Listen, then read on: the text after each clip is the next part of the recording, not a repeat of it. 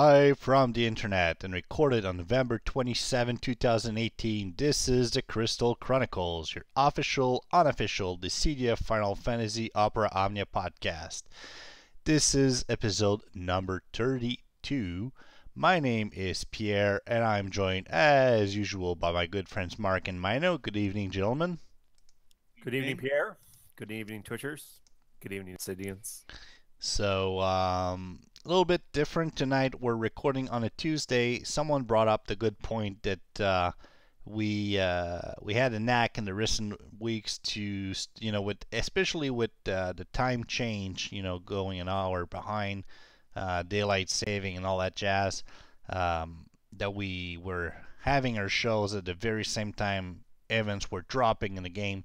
So we decided to change that a little bit and try to avoid that bottleneck of content being offered to Destined players. So here we are on a Tuesday.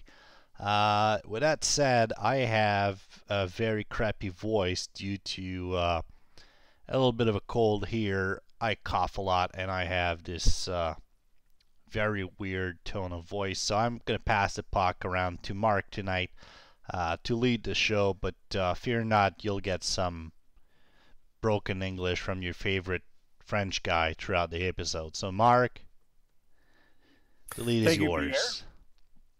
Yes, so let's start with news. If you haven't been paying attention, we finished, can you believe this beatback challenge? These are the co-op missions that we all got. The Chapter 11 co-op missions that go along with Part 1, 2, 3, and 4 of Destined battles. I went to bed, I think, last Wednesday, and I woke up 12 hours later. I didn't wake up 12 hours later, but I checked my phone 12 hours later, and we had completed all of the missions. And none of us had cleared, like, Chapter 11 yet. I didn't even unlock co-op. I hadn't even unlocked co-op. And so they gave us a whole nother tier of rewards for each one of these, Part 1, Part 2, Part 3, Part 4. And we cleared those in under 12 hours as well. So thank you. Somewhere in Asia, there is a million DFFOO players who are just playing nonstop. God bless you guys. Thank you. From what I've seen, I didn't check the score requirements, but I know like a triple cloud party gets you like 120k a clear or something. So I think people were saying like it was really just a handful of clears on it. But still, right, I mean, it's quite a lot of points. But yeah, so you cleared all those. You got a ton of rewards. We'll go over that a little bit later. Today, there was a Square Enix mobile stream for Dissidia Final Fantasy Opera Omnia. And they actually, besides painfully going through some co-op content, and we did clear all those rewards. Thank you all for playing and sharing some draws. And Joshua did some really great draws today. Yeah, he did not get an EX weapon, but he did have some really nice draws, some 3, 2, 3, 35 CP weapon draws, which is always nice. They told us some upcoming content, so here to share all of that, and you guys can jump in if you want to add anything. For what it's worth, I like the little PowerPoint stylish presentation they had to present the stuff. It was not just Josh throwing out information. They actually had a formatted way of doing it, and I like that. That's a great point. I didn't even think about it until you said it. You're right. Before, they always just had Josh rattle off information. It looks like they're starting to prepare a lot more. Yeah, exactly. And they said, I think they're scheduling the streams more too, because I believe at the end of the stream they're like, oh, and we have December mapped out. Look forward to that stream. Because before, I remember Josh is just like, whenever we find the time, we'll try to stream. Right. Yeah. That's good. Yeah, there was a lot of people. There was over 1,700 live watching it live. So very good. So the first bit of news was the announcement of the Winter Festival starting November 30th. That is coming up here in a few days. There will be login bonuses. There will be a special sticker and the Winter Waltz event. What is the Winter Waltz event, you may ask? It is a solo-only 10 times per day event consisting of 2 waves. The second wave has a random boss.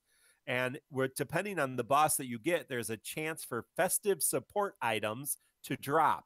These festive support items are 2 times items for XP items and Gil that are 15 minutes instead of 30 minutes, and they are only usable during the event. So you can farm them during the event, but once the event is over, you will no longer be able to use them.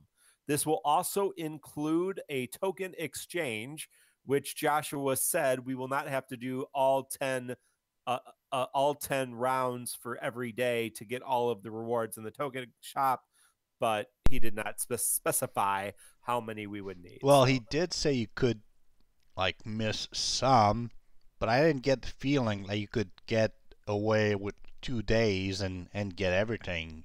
There's going to be some involvement required. Yeah. Yes, indeed. It also sounds like the Halloween event where it's random waves and boss. Yes. So Yeah. it's basically like a solo Halloween event. But I yeah, believe. no, it's not co-op. It's all solo. So. Yeah, It's all which- solo, and you won't be able to use the potion or whatever it was for the cycle quest, like the cycle Right. quest keys. Yeah. Is that still a thing? Did they take away the cycle quest keys? No, you can still use Oh them. yeah, you use them for the days that are Right. Never exactly. mind me. Yeah, yeah. but if you can't want- use those for those the holiday thingy. Yeah, if you want. No, that is correct. Your cycle quest keys, what's 10 and done. That's it. But yeah, if you want blue crystals and today's red crystals, then you can use a cycle quest key, and that still only opens it for half an hour. Because we did get all day, 24-hour cycle quests open, so that is very nice. So we're all excited about Winter Waltz. Perhaps more exciting than Winter Waltz, although I don't know what's in the token shop, so that could be exciting. Dissidia Final Fantasy is celebrating its 10th anniversary on the PSP launch. So if you guys remember where you were, December 2008, I was being an adult somewhere, and I didn't own a PSP. But if you did, let's say you were maybe a child and you had a PSP because your parents had money, or an adult and had a PSP because you had money. Neither of those things were true. For me, you may have played Dissidia Final Fantasy when it first came out. And so to celebrate the wonderful 10th anniversary, we are getting, all of us, 10,000 free gems over 10 days. So 1,000 gems a day for 10 days. And we are going to get a daily free draw, which I think should be forever. I mean, I think that's just good gotcha marketing to have a daily free draw. Anyway, but this particular daily free draw is going to be a 4-star or higher item. The percent chances are going to be 90% 4-star, 10% 5-star. So that's, that is what it is. It's going to be free. And it sounds like there's going to be 2 special anniversary banners. So any thoughts about what those banners may contain on them? Well, I was telling you earlier, I think this is their opening to throw the last 35 CP into the game, Yuffie's, because at this point it's getting ridiculous. There was this great meme on the Reddit, the subreddit. I don't know if you guys saw it, but basically someone said they made a meme of, I forget, something about like Yuffie crying because some people were getting their EX weapons already before she got her 35, which didn't happen in Japan. But one of the banners has to be Yuffie's 35. It just has to be. What event did Yuffie's 35 CP come out on in Japan? Japanese anniversary, so that was February. Japanese anniversary. And so it was literally right before EX weapons were introduced. Right. Mm-hmm. Oh, Yuffie. And she's not the character for either Noctis or LAC, right? That is Right. correct. That is correct, sir. All right, so that's going to be fun. We're also going to get REM stickers. A lot of people were excited about that, actually. They're amazing if you like REM. I didn't. guess so. I wasn't a big Type 0 fan, but I know REM Neither. has a lot of fans. Yeah, so Rem stickers, if you're looking forward to that, is something that you can do. And I think that's it. Nope. Ho ho. In addition to that, so we're going to get rewards from the co-op that they did on the stream. I don't remember what those rewards are. Does it say what those rewards are? Here, me look, see if it says on the stream here. No, it doesn't say. For what? For today, the rewards for getting all of our characters on the co-op today. I don't recall what those were.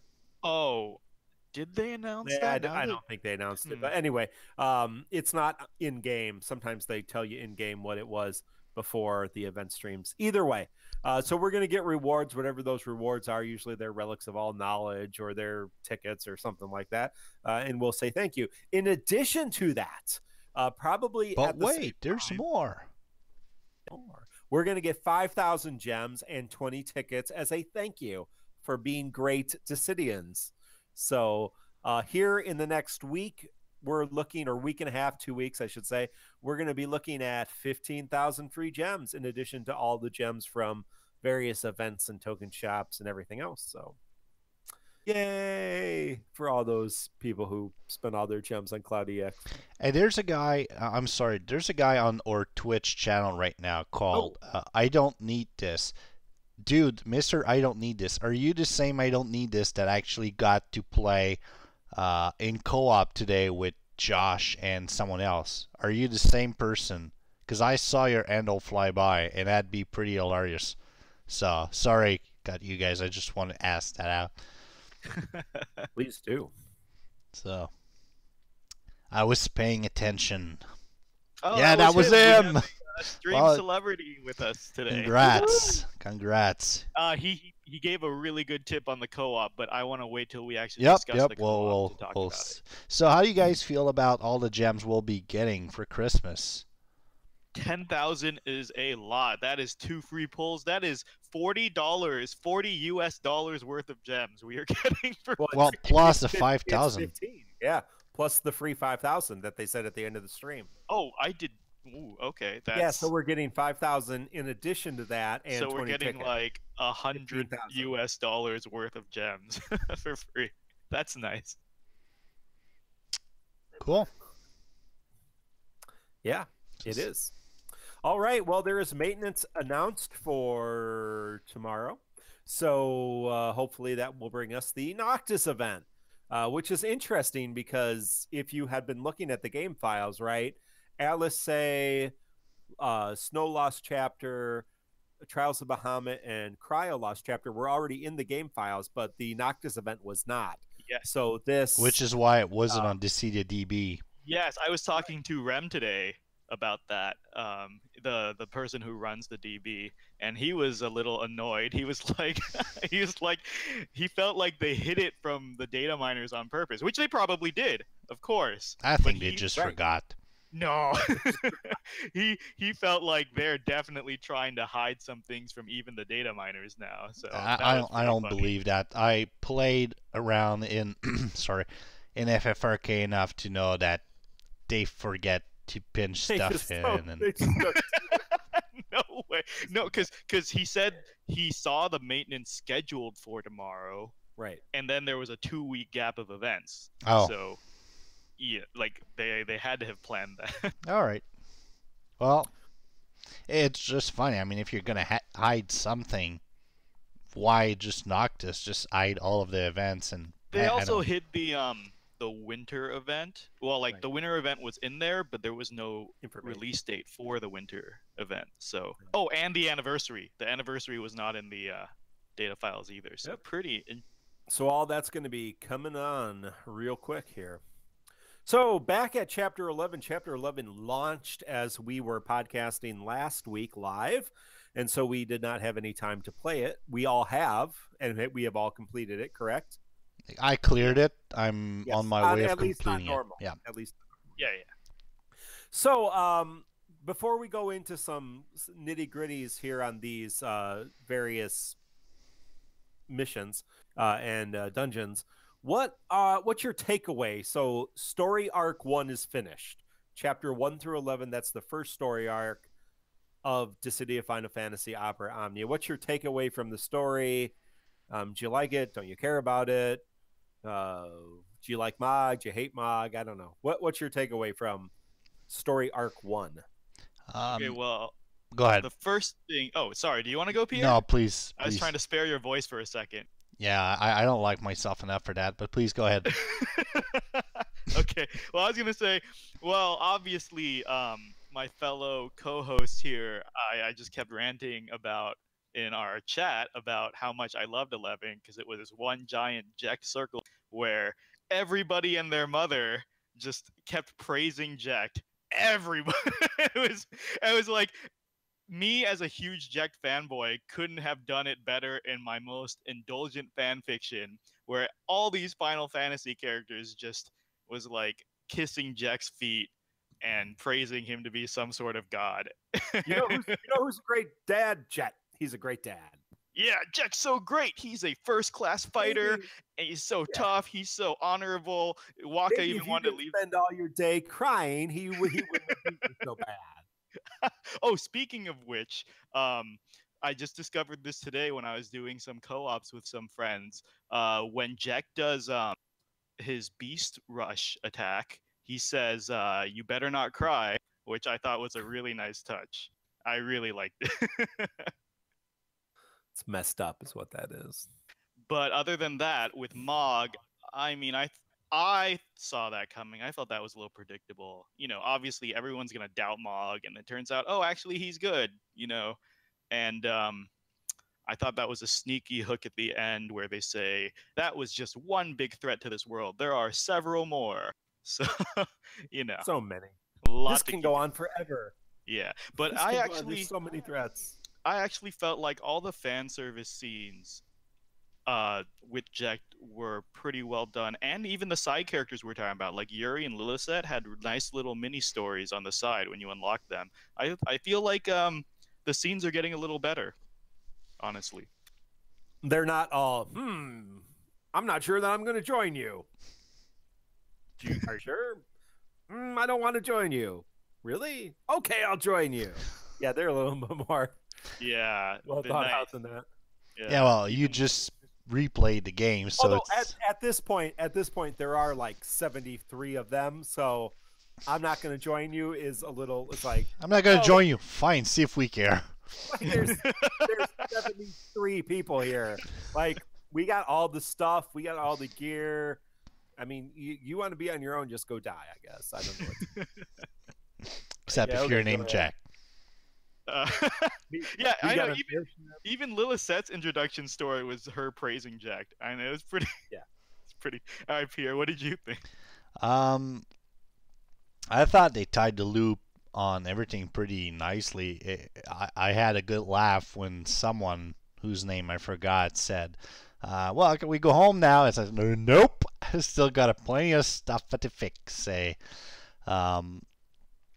I had a lot of fun with the whole Jecht story, especially, you know, all of this just to get up to the point. Well, this is not spoiler at this point. You had a week, god damn it, just clear the thing. To all the way to beat the hell out of him. I took Titus in my party for that. You know, get him some good old revenge. No, I thought it was nicely played. It was a good thing. Can I know it's not really the question here, but can I say I don't give two shits about Yuri's mechanics? I don't like the character. I don't like how he felt so strongly about it. You just couldn't contain yourself. You had to bring it up. I was going to talk. We were going to talk about character reviews, but we can just do that right now. I mean, I almost started the show saying live from the internet, "Fuck Yuri," but I decided not to.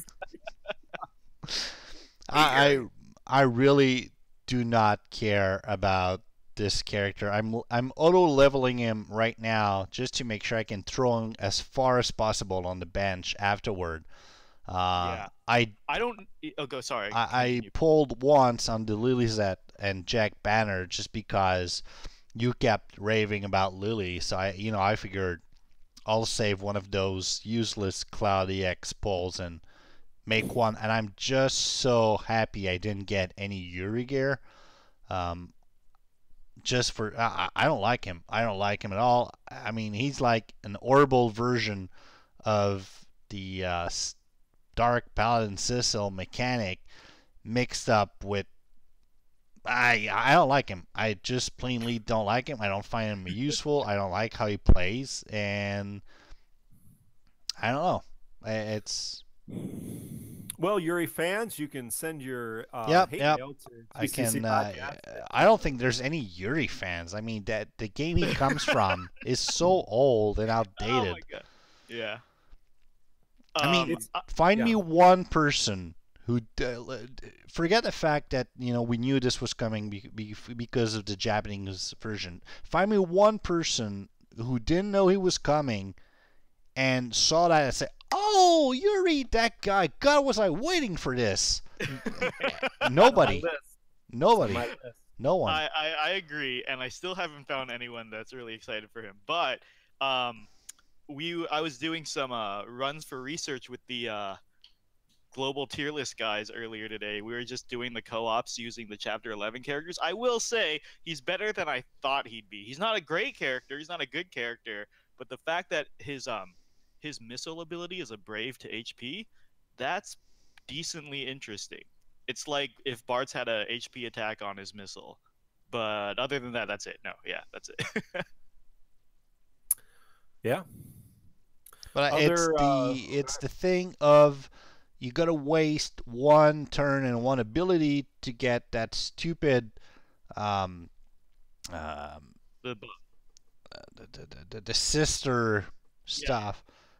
It's not a seal. It's a anyway to get that stupid enchantment or whatever it's freaking called. Yeah. So that then you can do your normal stuff without like hitting yourself with a knife. I mean, yes.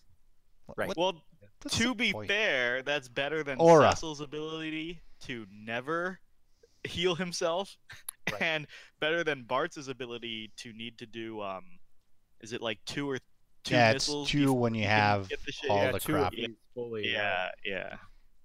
So he's like an in-between character. It's just that it's not that useful still. Yeah, well, maybe someone's gonna email me a huge rant saying, "Well, you don't know shit about how to play him, and if you played him that way," and I'll realize the errors of my way. It's entirely possible, but until then, I mean, You don't. I'm You don't know autoing Yuri. him right now. He's like a battle or two away from 50, and he's gonna go so far down my character list afterward that That's it's the same for me. I'm not gonna lie. Now, do you have all of his gear, Mino? I know I you pulled on that banner quite a bit. do. And well, I mean, I still haven't played around with him much, other than watching other people play him and leveling him. Like I was noticing when you brought it up. I think he loses HP on regular brave attacks too, right? I was know, like, whoa, exactly. What is this? I was like, what is this? That's crazy. Probably goes well with Eiko. Who knows? Maybe someday you'll fight this holy character that's enemy that's weak to holy, and you pair him with Eiko, and they'll like go to town on them or something. Someday. But Someday. yeah, I'm probably not gonna touch him. I just know that the Bahamut battle coming up, the Bahamut World of Illusions. I think that's the one where you fight Bahamut and he casts Mega Flare and his Brave shoots to like 18,000 or something, and most people use Bart's or Yuri to do that fight. oh, I have Bart's MLB, so Oh yeah, great, yeah. Yep, I agree. Yeah, I'm probably never gonna touch Yuri. I believe even his awakening was very disappointing too. So yeah, bench him. Jack was a good surprise. I mean, he's strong enough, and I saw some. I don't know who wrote that. Might have been on. I'm sorry. Might have been on Reddit. If you pair him with Vincent. Oh and yeah, you, of course. and you Yeah. do the fire weakness thing, and then you use Jack's abilities. I mean, you can get some pretty mad damage right there. So Yeah, and Lilisette is a great partner for him as well with the battery and the Yeah, debuff. he really needs a brave battery with him, He doesn't definitely needs a battery, yeah. Yeah. And then Lilisette turned out to be better than I expected, honestly. Have you guys seen her in action? I wanted to run a co-op with you guys before the show so you guys could see. holy crap. Yeah, I've played with Lilisette, yeah. Yeah, like you just use her debuffs, and the enemies in the co-op are doing like 70 to 200 damage to you. Like they can't even hurt you anymore. It's pretty ridiculous. You guys got to see it, Pierre. I'll show you later. Yep. Looking forward to it. She just annoys me, so I'm not gonna... What? All right. I don't know. I thought the whole sensual. Yeah, no, that like, oh, seriously, Japan. All right. All right. So yes, we did go through a comprehensive love fest for chapter 11 characters last week. You can check that out if you want more information, but a decent banner nonetheless. Yeah, so I thought we would go through. Do you want to go through the co-op first, or let's go through just the regular solo hard mode first? And Sure. If there's any other levels, I just threw out a few that I thought were harder than others. If you think there are others that are hard that we're not covering, let me know.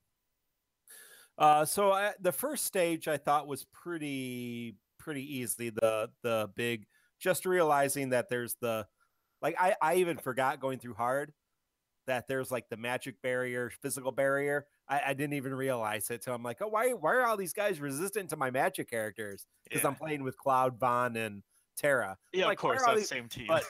But it didn't matter. So like you can bring magic characters in and they just resist damage, but Vaughn and Terra are doing so much damage, it really doesn't matter.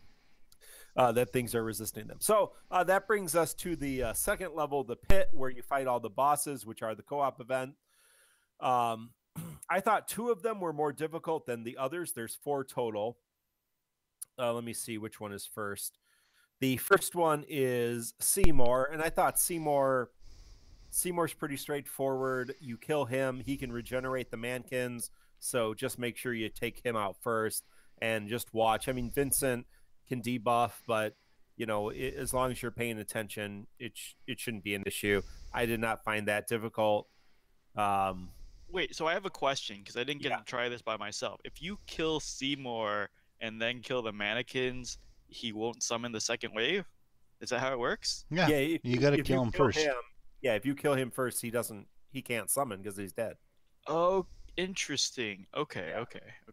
Yeah, so I would encourage people to not. I got son of a sub a lot by killing a mannequin by accident in co-op, so I learned I did it all the time, but nobody spam stickers at me, so I see other people do it. If you kill one, he immediately summons another one. So it's not like if you have to kill both of them, you can just kill one. If you kill one, it replaces them.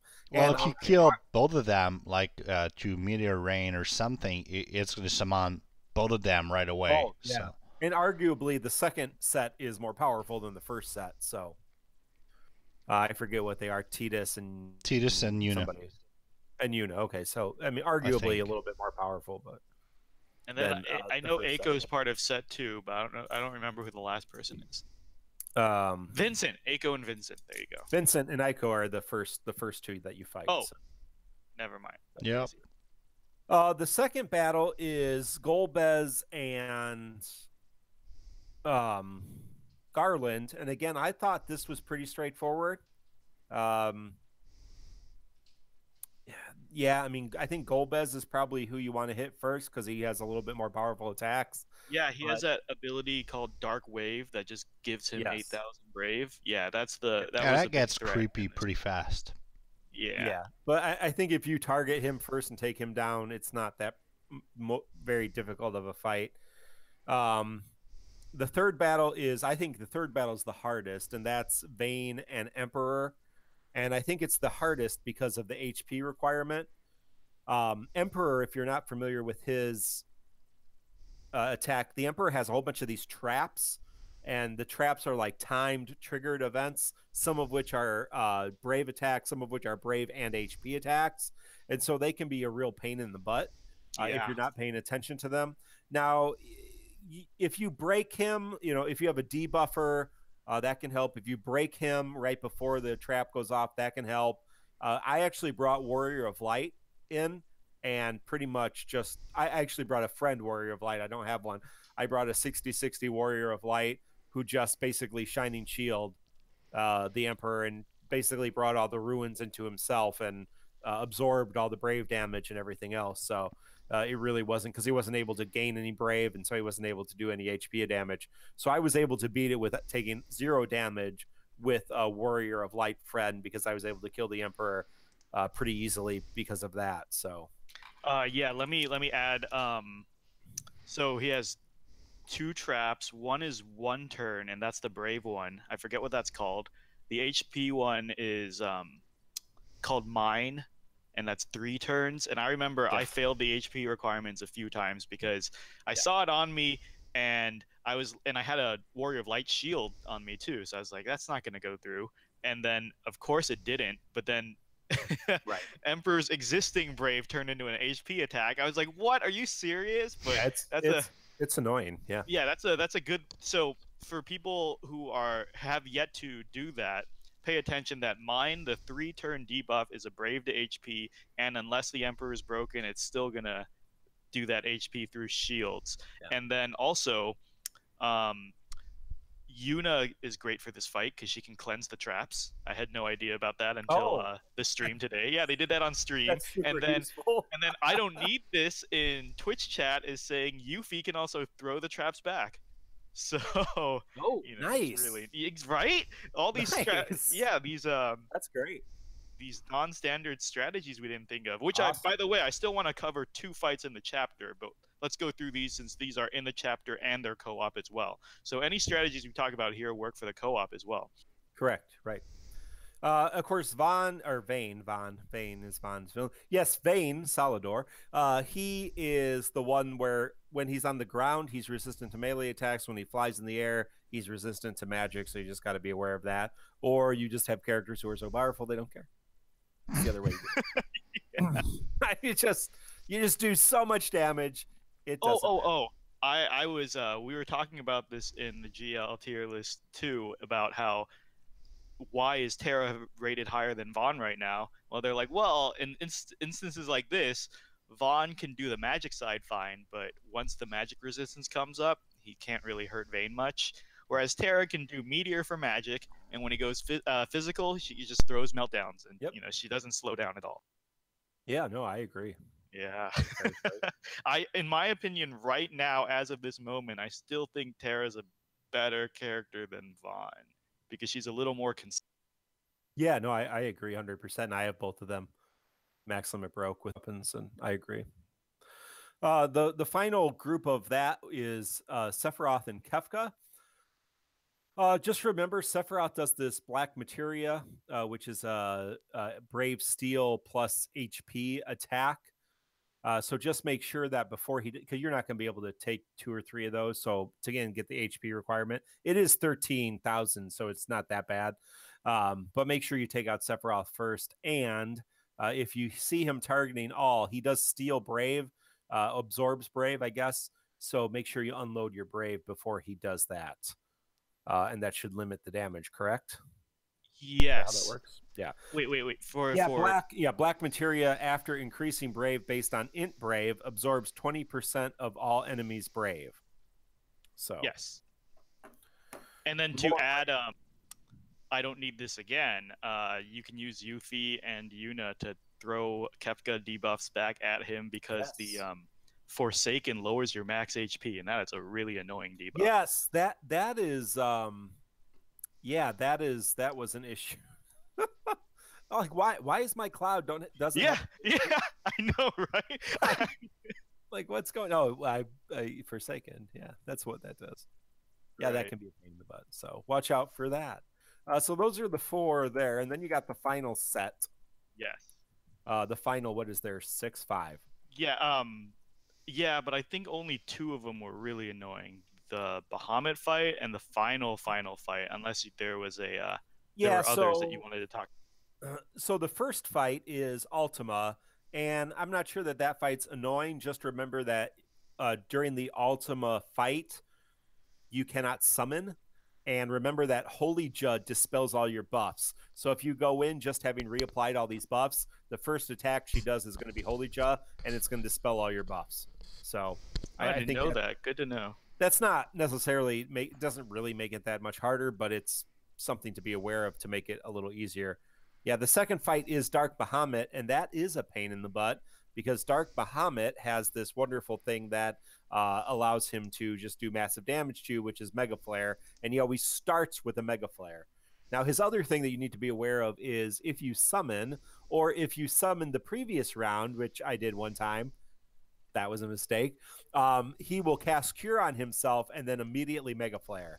And so that is the massive Brave plus HP attack that he does. So don't summon unless you're going to kill him during the summon. Don't summon.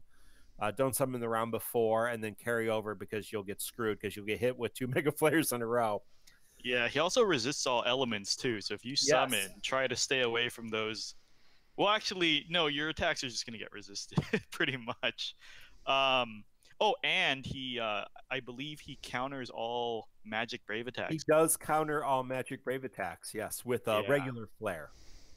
And the which isn't terrible, but it can be annoying. Yeah, and I wanted to just add that Mark and I were discussing this fight because of the HP requirement. I think it's 9,000, and by default, he's gonna. You can't avoid the Mega Flare, and he's gonna do more than 9,000. So if you don't want to bring a healer, the first Mega Flare does over 9,000. Yeah. So if you don't want to bring a healer, we were discussing alternate strategies. I told him that I think I got through it with it was either a Lucky Cloud Paralyze or the debuffs were enough to get him under that number. But we were brainstorming ideas, and I said, "Oh, how about a Kefka HP attack silence?" And I believe you said that worked for you. Yeah, so I brought Kefka, and that HP silence negated. I took no damage in the fight when I brought Kefka. Yeah, really, really good. I'm sure Setzer works too, right? Getting to that point, Setzer should work too, yeah. Getting to that point with a 50-50 Kefka with one non-limit broke 15 CP weapon, a little bit more challenging, but once you got to the boss fight, it was fine.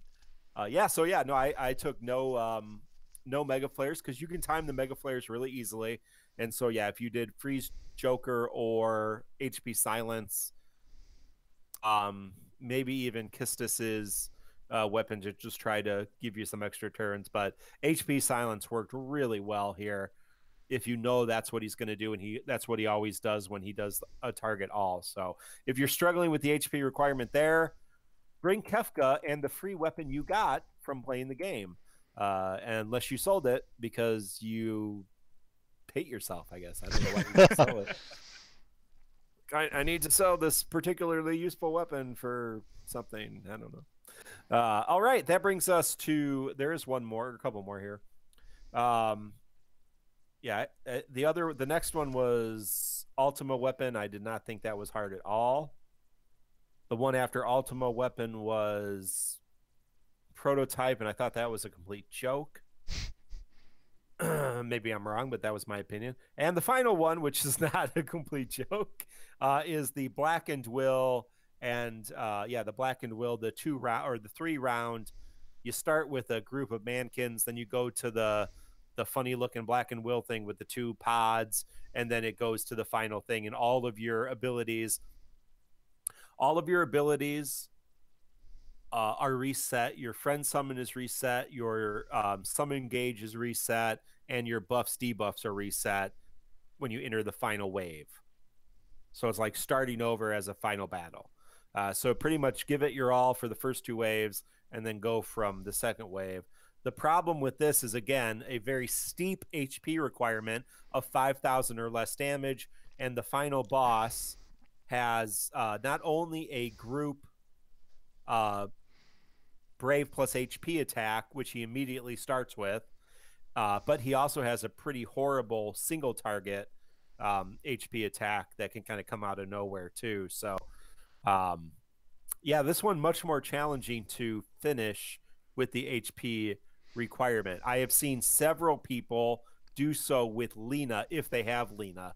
Not a friend Lena, but if you have your own Lena with her gear to complete this. I think I've heard people do it with a friend Lena too, so it might be possible. Okay, yeah, I haven't tried. But I've never been happier about my 70k investment on Lena until this fight, because I was like, wow, she's so useful again so soon.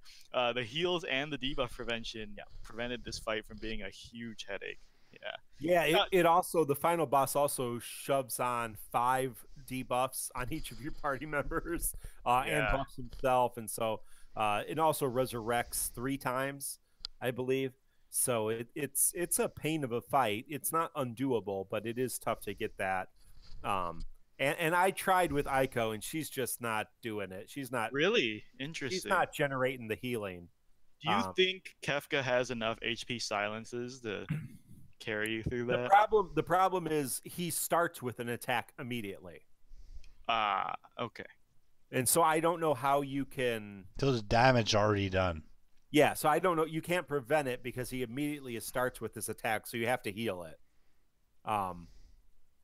And just personally, yeah, Aiko is just not generating the healing to make up the damage, at least in my experience. Maybe my Aiko sucks for some reason, but I have a fully limit broke Aiko, so I don't know what issue. Oh no, she's falling behind already. So, but you know, worst case scenario, Selfie's coming out. And that's not going to be an issue then, so she'll be able to take care of that. Aerith, if you have Aerith, she might be able to handle that. What other healers do we have that might generate some better healing? Maria? Rem? Maria. Oh yeah, Rem, right. Shut up. We don't talk about Rem here. Yes, Rem would be great if you have Rem. You love Rem. Use your stickers.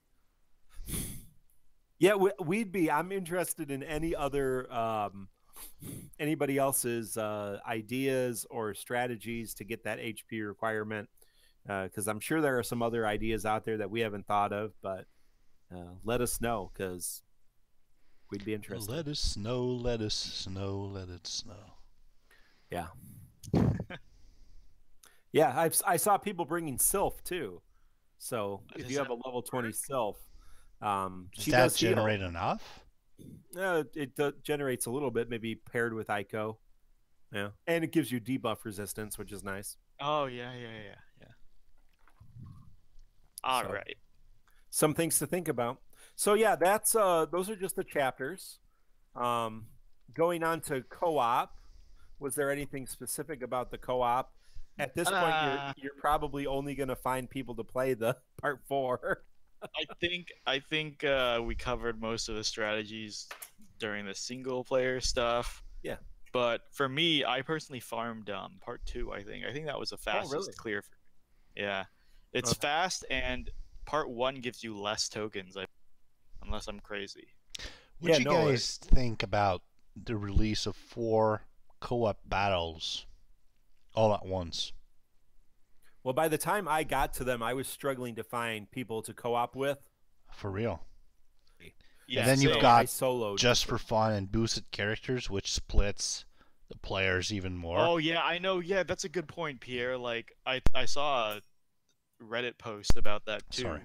About how there's 4 rooms of co-ops, and then each of those have 2 more rooms. Yeah, so people are struggling to find people to clear with. Yeah, it's pretty ridiculous. I mean, in my morning commute, it's already hard to find co-op for anything, but these events, it's nearly impossible. Whether I host or, try to join, there's no one. So, it's... Yeah, I was able to farm for about half an hour with hosting and then joining the 4th room without much of a problem. So I think that's probably where most people are hanging out, is in that 4th room. Maybe. Well, you won't see me in the 3rd one for sure. That battle is just pain in the ass. I'd be very surprised to get... Obviously, we won't get that. But I'd be very surprised to get the number from Square, beyond the initial clear that everybody needed. How were the player participating in each of these fights afterward? Sure. Which one was more popular? Was it part 1, part 2, or 4? But anyway, guess we'll never know. Yeah. Well, but I mean, it didn't take too long. I mean, I was able to get everything out of the shop, and I was able to clear everything out of the shop, and I still have 944 silver and 745 gold tokens. So, I still need to work on it. I need to finish it by tomorrow before the Noctis co-op comes. That's my thing. I try to finish it before the next one. yeah, I think that's good. Yeah, because it is much harder to get rooms once a new co-op starts. Yeah. That's for sure, especially with something like the Noctis event. Until like the last day it's available, Yeah, where people like freak out and there's more. So how about these high shards, man? They're giving them away like candy at Halloween. Yeah, we're pretty lucky. Tons of high shards. Yeah. No, we got tons of high shards. I think what are the numbers here? I can kind of guess if here. Let me look and see who is. How much does it take to 51? 5 or 10? 5, right? Yes. So we got extra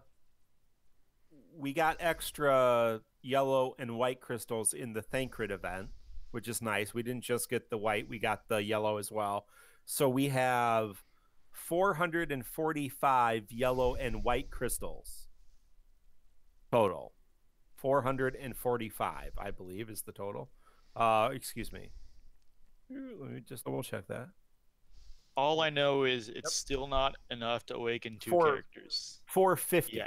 Yeah, so 450 yellow and white, and 350 every other one. So red, blue, green, black. At most you should have 350 high shards.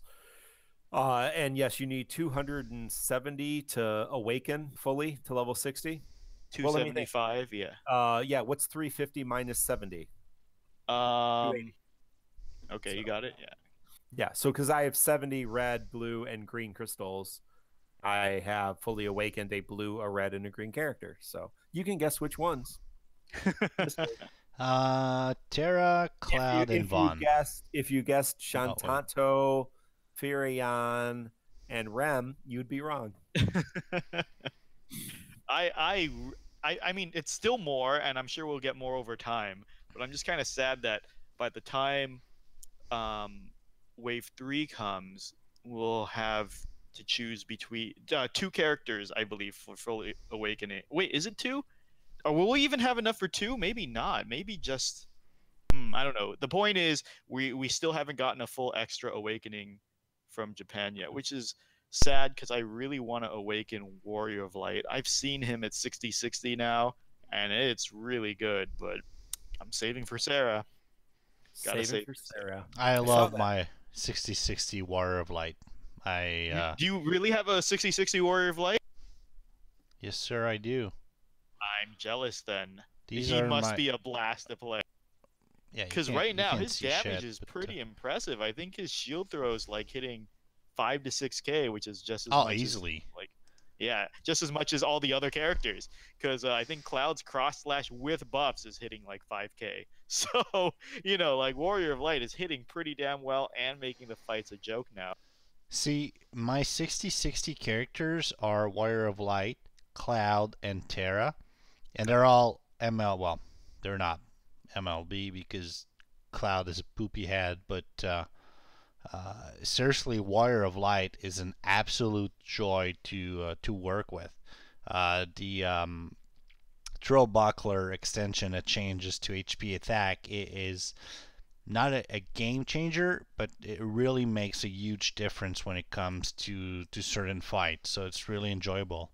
Yeah, and I used him for a few fights in Chapter 11 hard mode to get just to make the HP requirements pretty easy too. I think some of the boss fights, so he's useful. I'm always a big fan. I really want to awaken him, but I also don't know. Since they're changing it up now, I don't know who's coming next wave, so I think I'll wait and see before I throw all these high shards at him. There, he's my support character now. Just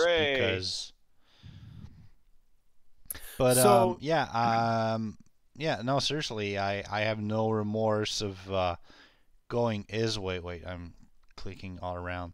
My other option when it comes to white was Tancred. With I don't care about Tancred, so no. And which you guys pretty much made why me, didn't you fully awaken Yuna? because you guys made it clear that it was a dick move. Like a sir on Twitter was showing off his fully awoken Yuna. I kind of want to ask him. I want to ask him if he's pretty happy with the results. Yeah. I'm gonna do that on Twitter later.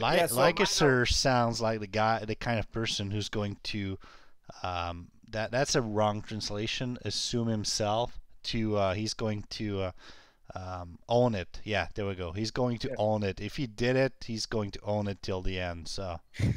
Well, I mean, like, there's nothing wrong with awakening your favorite characters. I just want to ask him if he notices a big power difference. If it's noticed. Yeah. So, Mino, who have you awoken yet? Terra, Cloud, and Vaughn, just like you. Yeah, that's it. And then Warrior of Light to 55. Everyone else is sitting at 51. Interesting. So, who are you guys looking to awaken with the with your yellow, purple, white crystals? Well, right now I'm piling on red and yellow crystals like crazy. So whoever's coming next, I mean, it's anybody's game for these crystals. Do you have someone in your red stable who you are hoping to limit or awaken? I certainly don't have Zaz. I have Vanille's crap, but I don't think I care much about her. I have Lightning. I would love to awaken Lightning. She should be coming next. Lightning should be coming next. If things remain the same, Vanille's awakening would be sometime in May. So you have to look forward to that. It's good though. It's strong. She was wave 8. Wow. 1, 2, 3, 4, 5, 6, 7, 8. Yeah, wave 8 in Japan. And of course they may switch it up. Whatever that. So yeah. So I think I think all mine are spoken for. White for Sarah, purple for or black, excuse me, black for Squall, and Selfie for yellow, assuming I get her stuff. I keep forgetting about Selfie. Thank you for constantly so if you are like me and you have all of the waves as they were in Japan on your calendar, also remember that there are events and lost chapters, and those characters get awakened too. So all of those characters kind of fall in between as they appear. So as soon as we announce them, put them on your calendar and say, oh yeah, maybe I should save some gems for this coming character. Like Noctis, you're a big Noctis fan, you certainly want to be able to awaken Noctis. So right. He's what color is black? Noctis? He's black. So he's competing with Squall, which is a tough. That's great. Go. We'll cover Noctis at a later date. I mean, he is a strong character, but I'm very excited for all these people to spend all their gems and all their black crystals on Noctis. I'm excited to see how salty everyone is in a week, because if they don't get his X, you'll see that he's the first character where the X completely transforms his moveset. Like, no, I'm serious. Like, no, it does. Yeah. Second ability turns into a completely different ability with his X weapon. Yeah, his EX weapon makes his one ability Warp Strike, right? Yeah. Yes, and then so I mean, like, this is the first time anyone is this dependent on his EX. So wait, it doesn't add a third ability; it changes one of his other abilities. No, it adds his third ability and changes his second ability. So basically, his kit with the EX and without the EX is completely different. Yeah, he needs his EX weapon to be good. Yes. And he needs all his weapon. He needs the 15, the 35, and the EX to be good. But I don't know if you guys want to cover that later tonight or next week when his event's Well, maybe just real quick to give some insight, because people are going to be aiming and looking at us wondering, hey, Crystal Chronicle people, do I pull on this guy? You're my life source of information, so we might want to give them a little something. No, Okay. I think we can talk about. Yeah, let's we just talk do it about now? Noctis right now. Yeah. Okay, well, the banner is going to be Noctis, Irvine, and Rem, which is very strange because Rem just came out on a banner 3 days ago. I know, I was gonna say. Double up on Rem now. I mean, she's going to be everywhere. And then, I guess Irvine's okay. I don't know. If you're going to be running Noctis, definitely, since he gives that a ranged weakness, and Noctis is already. Let me see. So Noctis is very controversial figure. He is going to be amazing on launch, provided you somehow get every single one of his weapons MLB'd. And I truly believe the second he comes out, he can be the top character in the game. But the question is, how long does he remain on the top? He's going to remain pretty good for a while. But I think once Selfie and Kate, who are due in about a month and a half, come, he's going to get kicked out pretty fast. And again, the biggest problem is if you don't pull that EX weapon, he is not going to be good at all. And that is such a big thing because there is going to be characters coming down the line, 15 and 35, they'll do fine. Like, Terra, whose EX did we get? Yeah, Shantoto pretty much performs the same with or without her EX. Furia, a lot of EXs coming aren't going to make or break a character. Noctis definitely will. Let's pull up this. Let's see what happens here. What does his EX do? It changes Death Drop into Warp Strike. So that is his 35 CP. Oh, it is. Okay, hold on. Yeah, I was looking at DCDB and I wasn't seeing anything. Yeah, so his normal abilities are so. Shooting Star, which is a 2-hit brave attack. Second hit is inflicted on all enemies. Turn Shooting Star plus if the ability breaks the target or hits a broken target. Shooting Star plus is a little stronger. If the ability hits the target, the user's next turn is moved right before the target's turn. So he has that jump ability. His second ability is Death Drop, a 1-hit brave attack. Turns to Death Drop plus if the ability breaks the target or hits a broken target. If you have his 35 CP, Death Drop turns into Warp Strike, and that is a 1-hit Brave plus HP attack. Grants small attack up for 5 turns. Turns into Warp Strike plus. And let's see what Warp Strike plus does. Probably just more damage. Yeah, it's not in there. Set Warp Advance. What is that? That's something else. That's his. I think bloom. You're looking at the rework bloom. now. Yeah, that's his Bloomstone. Does that. So Armiger, that's his EX ability. 12-hit Brave plus HP attack. Grants 2 stacks of Royal Arms for 5 turns. If you've played Final Fantasy 15, you know all about this. Royal Arms grants 1 additional hit to the user's abilities, and for each additional stack increases max Brave up to 5. Requires Ruin Saber's passive. So now I'm worried that how much of it we're reading is the rework and not, and I did not prepare for this, so I don't have the data pulled up. To see the original. So Yeah, are you saying he might suck anyway? No, I'm saying he might have been more EX I remember him being very EX dependent. They might have changed that with his rework. Yeah, let me see because I could have sworn before his EX ability completely transformed his second ability. Let me see if the preview does the preview tell you something. I bet it does, doesn't it?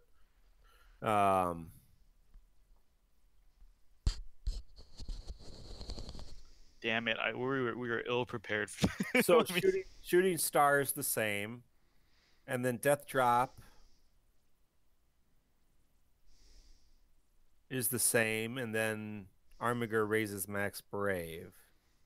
So it doesn't say, because it doesn't tell you anything about the weapons here. So not a huge deal. We'll have more information next week. Yeah, we'll have more information. Hold your polls. But the general takeaway is that he is incredibly strong, but you need the EX, and whether you want to go all in on that is up to you, because unlike the other meta gods, he's not going to stay as long. For example, he's not going to stay on top as long as Terra or Vaughn or Squall or Selphie or a Kate Sith, all coming within the, they're all within a good chunk of each other. So Noctis's staying power is the only worry.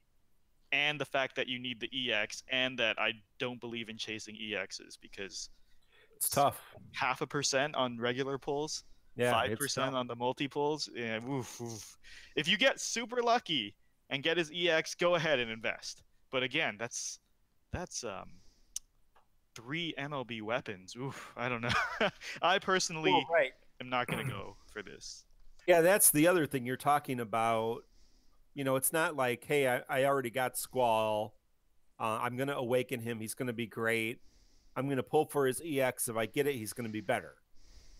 This is, I don't have any of his weapons. Right. And to make him usable, I need all 3 of them. And his banner mates don't impress me that much. Irvine and Rem. Terrible. Yeah. Yeah. Irvine and Rem may have their moment, but it's not now. Not now. It's not now. Honestly, but you need all those power stones to fully. Yeah, that's true. How many power stones do you guys have right now? I just spent a ton to max Lilisette today because I'm crazy. I was like, this is a bad idea because I'll probably pull more of her weapons later. I mean, how many power stones and armor tokens are you sitting on right now? I have 18 power stones. I have about 16 or 12 or 16. I have 16. I have 51 armor tokens. I have 96 armor tokens. 5 armor tokens. We know you don't like to spend armor tokens. I don't 400 armor tokens. See, I have 39 power stones, and I have 46 armor tokens. You have 39 power stones? Yeah. I could believe it. I don't. If he didn't like any of the characters that came out recently, have you been selling items to get those, or you just haven't been? You just don't use power stones. Well, I've been. Anytime I have like a 15 CP that's full limit broke, I sell it. If I have like the 35 CP, I don't use them. I have shit gear, so why would I waste them on like? Right. That's true. Yeah. I mean, I could fully limit break. I don't know what's his face, like Kefka or whatever, but I mean, not fully. I mean, the 15 CP, but yeah. Right. I hear you. Yeah. So actually, now that Pierre brings it up, if you only happen to pull 1 copy of each of Noctis's weapons, that's still. What are the chances you're gonna get the 35 and the E? I don't know. I don't know. Are you talking to Mark or me? The chances are different depending on who you're talking to. Let's say you pull 1 of each of Noctis's weapons. You would need a total of 8 + 8 + 12, 28 power stones. See, I'm prepared. Yeah, and that's also assuming you sell the MLB weapons as you go too. Yeah. So that's 28. I don't even need to. If I get all 3 of them, I'm gonna hang on to them. Right. So I mean, final verdict. The early look at Noctis is, if you're a Noctis or FF15 fan, I encourage you, go for it. And he's going to be a very strong character. You're going to be very happy. He's basically Lightning 2.0 because his gimmick is that if he breaks somebody with his ability, his turn moves to right before the enemy moves. So, that's basically Lightning. He's stealing turns. He's eating turns. That's his. He's Lightning 2.0. He's going to be the strongest ranged damage character we get until Kane's Awakening. And he's just flashy and fun. He has a fun kit. So really good. The only thing is so expensive. You need to go all in. I think when he came out in Japan, the word was that he's a whale character. He's there to bait gems because you just need so many of his weapons. And lasting power is a concern.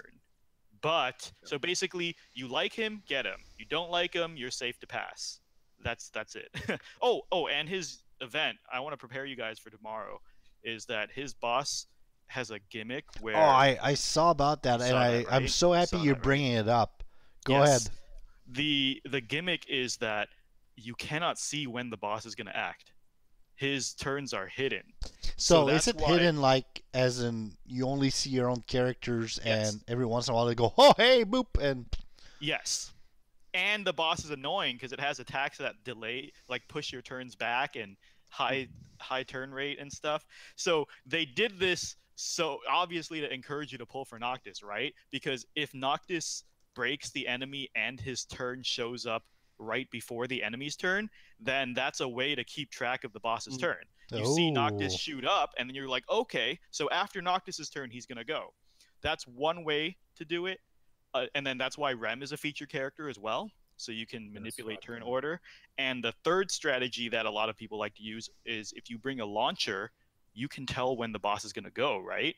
Because obviously, if all your characters are lined up in a row, they all launch. And so if you want to try to figure out when the boss is going to go, a launcher or Noctis is going to get that for you. Oh, and the boss is resistant to magic, so it's a giant fuck you to Vaughn, who just got awakened, and Terra, and the boss is also immune to taunts. So it's a giant fuck you to Warrior of Light as well. So it's just a giant fuck you to everyone that's not Noctis. This fight. So hey, Pierre, you're Yeah. you're 60-60. Hey. Yes. So I mean, like in Japan, this was known as a pretty difficult fight, unless they changed some things in GL. This was known as a pretty gated EX battle. So, be prepared to be pretty screwed. We'll see. We'll see what happens next week. Enjoy the Winter Festival. Enjoy the Winter Festival. That's why they're giving us 15,000 gems and 20 right to pull on Noctis. Right. I'm gonna give you something, and you're gonna give it right back to me. Yeah. So we've been talking about EX weapons a little bit. Is there any EX weapon you're looking forward to? I know it's, we don't want to pull for EX weapons. The chance of getting them is so slim. We don't? Even Shit. though we just did. We just all pulled for Cloud's EX, didn't we? So yeah, is there any EX weapons you are looking forward to? Well, I mean, I'm not going to pull Noctis, but he's definitely one of the stronger EXs. I don't know what's coming up. I didn't do that much research, actually. Oh, and speaking of which, because I didn't do much research, my to answer your old question, black crystals are going to Squall for me. Yellow, I was going to say nobody, but then you reminded me Selfie's coming. And then white, I'm now worried because at this rate, we might get Kate Sith very soon, and I might pass Sarah and Warrior of Light to awaken Kate Sith. Yeah, Kate Sith is. I'm hoping to have enough stuff after Selfie to have pull for Kate Sith, but yeah, planning's hard now because they're just moving everything around now. It's so unpredictable. Awakening waves really are changed. down the road. What was that, Pierre? I mean, that's really down the road. I mean, you're planning for January and February at that point. Oh no, I don't know. I mean, you say that. It's not and December. I want to believe you, but they've been releasing a chapter every month. So here, as we come to the end of the outline, here is our calendar of events so far. Yeah, hold on, let me do. While you're looking for that, GRW18 in chat just said Vaughn EX, and I agree. Yeah, that's the next big one I want to Vaughn look for. EX. That's going to be a while though. So, that's the next wave, maybe. Oh, is it? Oh, we'll have to if they push it up like they did Cloud Enchanto, it was supposed to come the wave after Clouds. Oh, so okay. Maybe. Yeah, that'd be good. So Noctis event is November 28th. Winter Festival is November 30th. Snow Lost Chapter is December 5th. Trials of Bahamut, December 9th. Elise event, December 12th. Cryo Lost Chapter, December 16th. So you had Wednesday Noctis, Wednesday Snow, Wednesday Elise, Sunday Creole. And so that's only December 16th. You have 2 more weeks of Sunday, because right now it's like there's an event on Sunday and an event on Wednesday. So if you look at December, you have the 19th, you have the 23rd, you have the 26th, you have the 30th. You have 4 possible release dates for content and nothing announced. So if you're telling me we're not going to get selfie in either of those 4, I would be very, very surprised to not have the selfie event in I think that window. going off of my head, she should be coming up next, right? She is next, yes, Yeah, in the order in Japan. That doesn't mean Yes. anything, but Right. she is the next event. Yeah. So Did thank you for they reminding- She was the only one before Kate Sith. So did they end at anything in the stream towards, you know, maybe it's going to be a pool or anything like that pool of what? for the next character? oh no, they didn't No. say anything about. No, they didn't say poll. anything. Yeah. No, Yeah. no, they said they'd stop doing the polls actually. Oh, because they really? said- Oh. Yeah, because they said in the Awakening era, the power creep just starting to scale so fast that any character coming early will completely destroy Right. them. So No, You it's know. true. yeah. Yeah. Also, this is a ways off, but we could talk about it next week. But I was gonna say, Square Enix Joshua hinted that we might be getting a green-haired Terra costume with the Elise event. He hinted at it, and if that's true, that is huge news because the green Terra costume isn't even out in Japan right now. It's coming in a week or 2, and if we're getting it practically We're the getting it same at the time, same like a time. year, huh? Yeah, like a year Yeah. early. Holy shit! First of all, green-haired Terra, even though all it is a hair color change, I will pay $37 for that. I'm already committed to that. We are sad, sad, sad people. That's what we are. We are, because the 2 costumes they announced for December in Japan are young Zack and green-haired Terra, and both of them are literally just haircuts. Young Zack has shorter hair. That's it. Same clothes Okay, and that everything. one's bad. But Terra's the same thing. It's just a recolor on her hair. It's great. And it's still gonna get my money. That's the worst Yeah, I thing. know, right? So I'm saying, like, these are the laziest costumes, but Well, speaking sure of sadness, for next week, as we're wrapping up here tonight, I have a question. Pierre and I were sharing screen time. That is a feature, I guess. It's a I don't- feature of iOS don't- 12. I'm not really sure why it is a feature. It's just like to make you feel bad about yourself. It is if you don't have an iPhone, and there might be something on Android, I don't know. But on iPhone, with the new iOS 12, there's a new feature that tells you how much you've been on your phone and how many hours and what you've been spending your time doing. Yeah, it's sad. So we were comparing Final Fantasy Dissidia. Well, Opera actually, Omnia say hours. it the way it happened. Say what you wrote, and then say what Oh. I don't even remember what I wrote. What You did I write? said I need help, and you posted a screenshot of your own thing, of your own time usage, which Yeah. was, let me browse back. Jeez, you guys talk a for lot. while you guys are looking, Your Highness and GRW18 are chatting about the costumes in Twitch right now, and it reminds me of what Mark and I were saying, which is basically we usually buy the 37 pack monthly anyways. So I think as long as Mark said, as long as they're not coming out every week, he'll probably get the costume packs, and I agree with that. And at the rate they're coming out, I doubt they'll be coming out every week. In Japan, I think it's still at least every 2 months they're doing a costume. Although, again, they're doing 2 costumes in December, but also, Right. again, they're lazy costumes because they're just hair changes. All right, so Mark wrote, I need help, and posted a screenshot of his screen time report for the week before, and it said, like, most use, first application is Opera Omnia, 5 hours. And I looked at my thing and I said, I don't think I'm the right one to help you, and I posted mine, and it says Opera Omnia, 16 hours, 23 minutes for the last week. That's insane. So that brings us to our question of the week for next week, and I'm going to post a post on Reddit. So if you're listening, jump on Reddit and answer on there and upvote that. So the question of the week for next week is: how many hours or minutes, a day or a month? How often do you play Dissidia Final Fantasy Opera Omnia? Do you log in, play 15 minutes, put it down? Are you playing big chunks of time when an event comes out, or do you just play every day, all day long? So that's for next week. Let us know what you think. Don't forget this week's question, I believe. Oh we yeah, have then one, we do right? have a question for this Yeah, week. it's been That I on there for forgot to 2 think- weeks too. That I forgot to think of an answer for. So you guys go first. I'll go So yeah, last. so Dropman, like a sir on Twitter, says, "What is your favorite PS1 era non-Final Fantasy RPG?"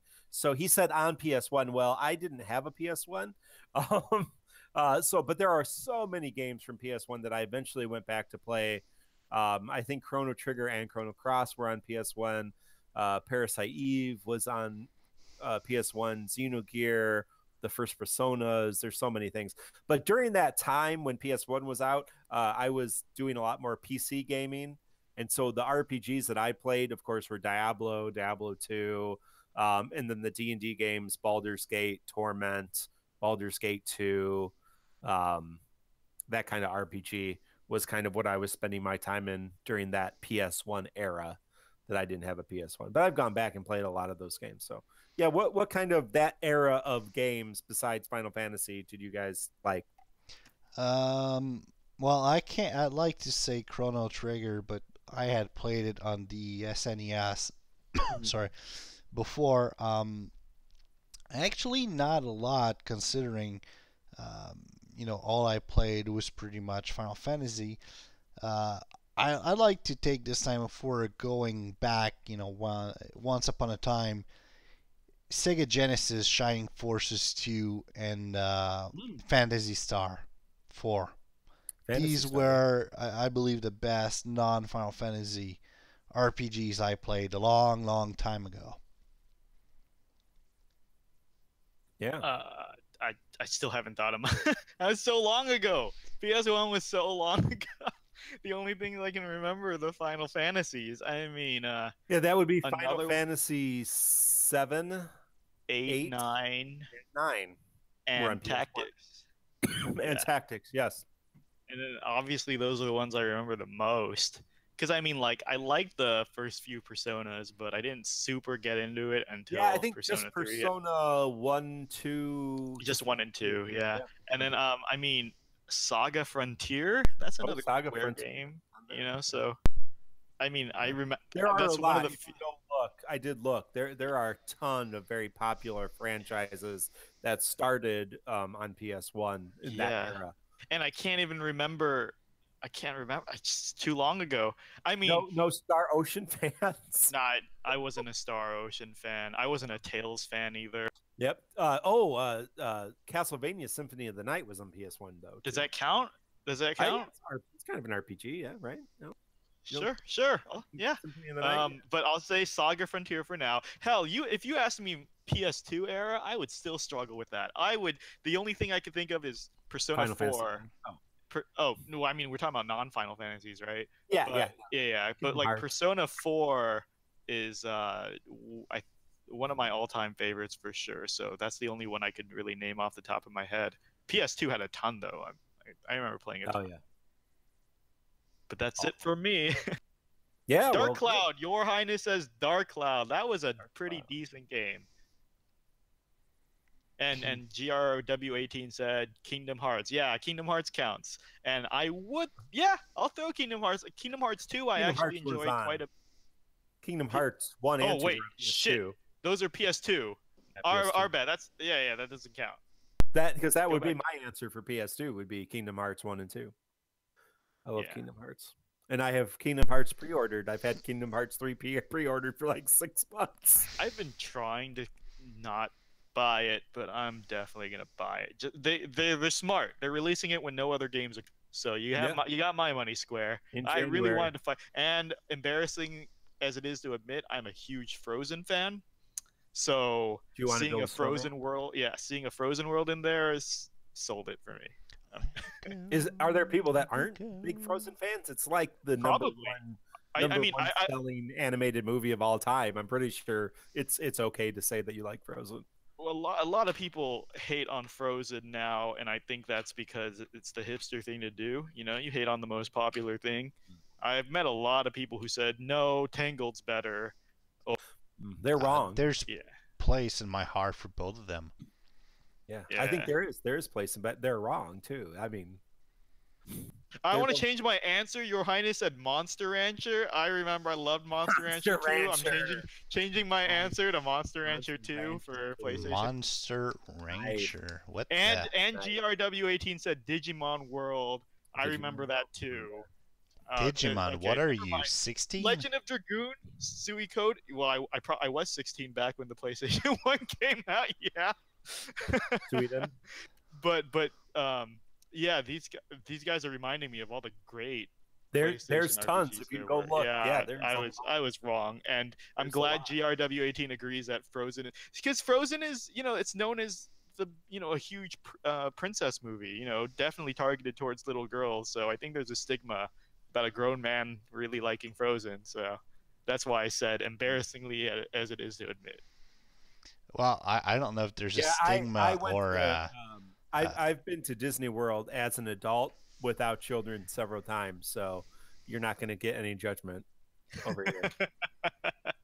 I have kids, and especially a daughter that was exactly in the Frozen era. I mean, I would listen to the Frozen soundtrack on my commute to work, so I'm going to own it. I have it completely memorized, including the actual score.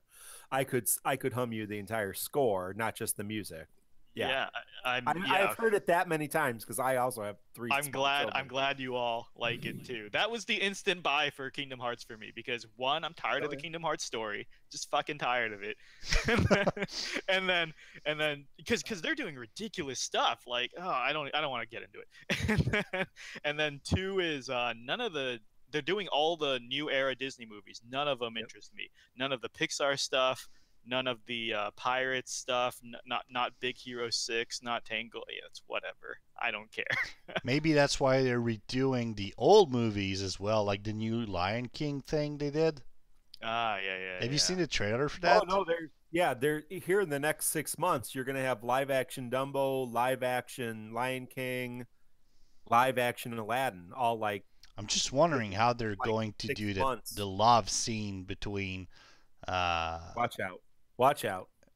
The 2 lions. Where I mean, Pumbaa and Timon watch them have sex. Yeah, that's yeah.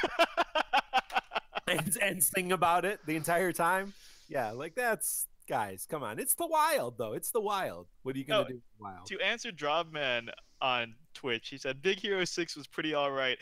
Big Hero 6 came out in the peak of the Marvel boom, and I just felt like it just you see so many superhero movies that Big Hero 6 was a very generic superhero movie compared to everything that was going on. If it came out pre-Marvel, I would have been more into it probably, but I was a fan of the Big Hero 6 comic, so I mean okay. But then you would know that they changed so much of it. I don't know. I don't know if you've ever seen a comic book movie, but they generally change. Hey, Marvel does pretty decent staying true to their I've read Iron Man since I was Jesus. Thank you, Pierre, for sharing that in our private window. Various pictures of really, you got to put that on the put that on the podcast website to share with them. All right, this is I'm gonna do it. I'm not going to link it in the show notes though. This is most definitely not safe for work. It's just for those listening to the audio. If you're still listening to that point where we got way off track. But did we cover everything? No, we've covered everything. We're just okay. Good. Thanks. I'm just making sure we got the post. This is just editing after the show. Yeah, welcome to DFFOO Podcast After Hours. After Dark. Oh boy. No, Lion King is my wife's favorite Disney movie, so I'm sure we will go see that. Yeah, I'm not. What was the question? About the question was PS1 era. Oh. we were talking. We jumped to Kingdom Hearts, then we jumped to Frozen, and now we're just talking Disney. Let's get a little more back on track. I like how 15 minutes ago Mark said to wrap things up, and then we derailed the entire thing. Trying. It wasn't me. I've been trying. That's it. Noctis tomorrow night, and then Winter Solstice or Winter Festival event November 30th. So yes, we have a lot to report on next week. next week. And we're experimenting with time, so thank you for keeping up with us on these weekly time changes. I mean, do you guys like Tuesday? Do you guys like doing it right before? Or as somebody suggested at the beginning of Twitch is, can we do it Thursdays because they want the coverage fresh? So I don't know. We'll figure it out. We'll definitely let you guys know on Twitter. And all right. Yeah. So I guess that pretty much at that point wraps episode 32. I think we covered everything you wanted to hear and most definitely more. Sorry. If you have any questions related to DFFOO or Kingdom Hearts or the Lion King remake or anything else, we're more than happy to answer them and do Q&A lives on Twitch. But any questions can be sent to kupo@tccpodcast.com. Other than that, we're available on Twitter, Twitch, all of these things. Just look at tccpodcast.com for all the links. Thank you, people that were live with us on twitch.tv/The Crystal Chronicles. And we'll see you next week. Keep an eye out on our Twitter and Facebook page for the schedule of the next show. And yeah, that pretty much sums it. So thank you, everybody, for listening to this episode. And we'll see you next week. Have a good one. Especially those that stuck around for the